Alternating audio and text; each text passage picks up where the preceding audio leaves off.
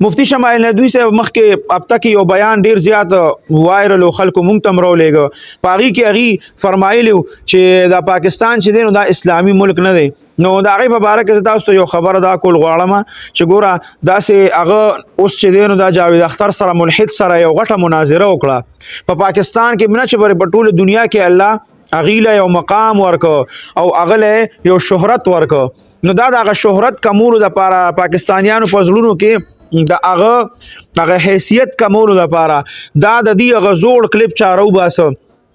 د سوالونو چاته سیشن شروع دی واته لس میاشتې مخکې هغه کلیپ چاره وباسه د هغې نه څه ځای کټ کړی دی او مخالفین چې کوم دي نو هغه بار بار دا شیر کوي چې یاره پاکستان چې دی نو دا اسلامي ملک نه دی ګوره د کم ځای دا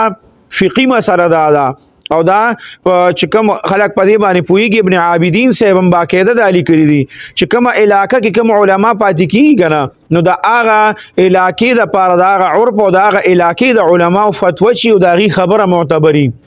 د بار علاقې که زه اوس مثال په طور باندې په انډیا کې دی یا په بنګلادیش کې دی یا په بل ملک داسې یو ملک یو ځای دی او زه د هغې په علاقې په باره کې د دې ځای نه فتوه ورکوم نو ما د هغې علاقې څه پته ده زه نه تلی یم او نه راته د هغه علاقې پته شته هلته چې کوم علما کرام دي د هغه علاقې په باره کې به د هغه علماو فتوه او خبره منلي کېږي زمونږ فتوا چې کوم ده نو د دې حیثیت نشته مونږ به ټیک ده کوم چې دین دی کوم اسلام دی د هغې په باره کې به خبره کوو کوم چې قرآن او حدیث مونږ ته ویلي دي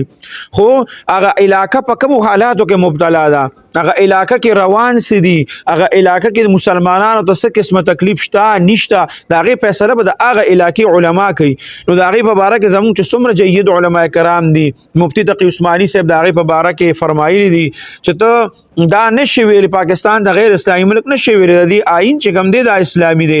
بنوري ټاون چې کوم دی د هغې باندې فتوا ورکړې ده